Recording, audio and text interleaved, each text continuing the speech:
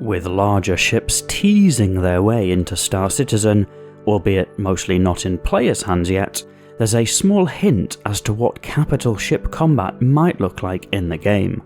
And for many backers, the prospect of the largest military-style ships locking horns in an epic clash amongst the stars is a very appealing part of what they expect from the game.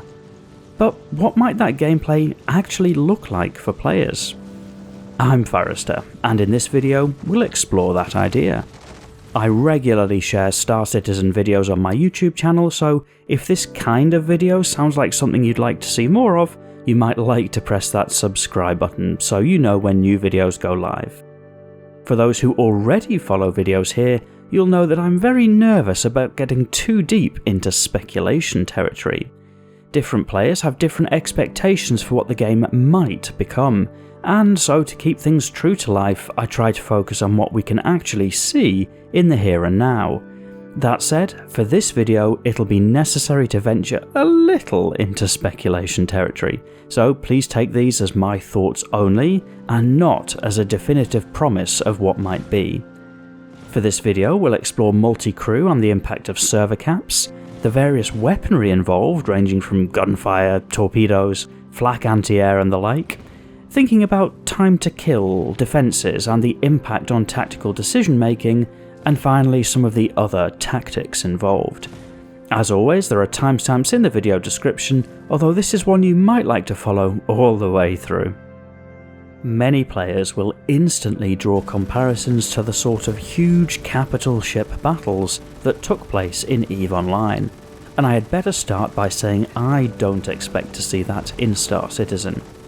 To begin with, the requirements on both server and client to handle those kind of supermassive battles are just too much for a game of this scope and scale. At the moment, many players, myself included, are barely able to handle visiting some of the capital cities in-game. Granted, we don't have a fully optimised game yet, but equally the sheer calculations necessary to consider what's happening inside and outside of any number of large ships, in my opinion, rules out massive battles. Remember that at the moment the population limit on a single server is still 50 players. Then there's multi-crew. Unlike a game like EVE Online, Star Citizen is built up around the concept of a first-person gameplay experience, not third-person. So you're not your ship, you're a person in the pilot's chair or the engineer's station or in one of the turrets. There's a lot of talk about NPC crew or server blades that could allow a solo player to operate a larger ship, although I really hope we don't see that in the case of capital ships, because the impact would be that it would effectively kill the endgame multi-crew experience. I've talked about that before and it's just my opinion, but I'm excited by the gameplay idea of having lots of players work together on a small group of ships. There are also some balancing concerns. For example, an Idris with a crew of maybe 15 players should balance well against 15 players in solo fighters or bombers. But how would a solo player in an Idris balance against a solo fighter or bomber?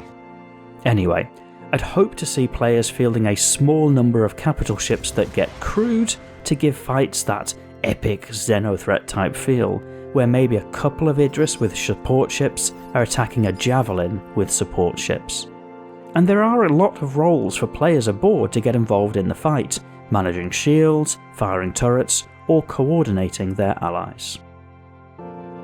As with many ships, capital ships are likely to offer different styles of combat. The Idris bringing a railgun, the Javelin mixing large turrets with even larger torpedoes, and the Kraken offering a carrier style. Not to forget the many other capital or sub-capital corvette type ships, which all offer their own unique flavours therein. The obvious way of fighting is the large anti-ship cannons, like the railgun on the Idris, the anti-ship cannons on the Javelin, or the likes of what might be on the Perseus. Although these cannons are huge, I would envisage this to be the DPS style of gameplay, where you whittle away at your opponent over time, slowly damaging shields or armour, and then the vital components therein. So I would expect this to be the mainstay of capital ship combat, the bread and butter, as it were. Anti-capital missiles and torpedoes could offer something different. With much more explosive power, I'd hope that torpedoes become incredibly high damage, enough to severely damage or cripple a capital ship. But to offset that, I'd hope that they will be easily countered through either being shot down or avoided. High risk, as in unlikely to hit, but high reward if it does hit, big damage. That could potentially create some interesting gameplay for both attacker and defender, and creates an interesting role for the likes of an Eclipse or Gladiator in trying to score a lucky shot between the defences of a capital ship.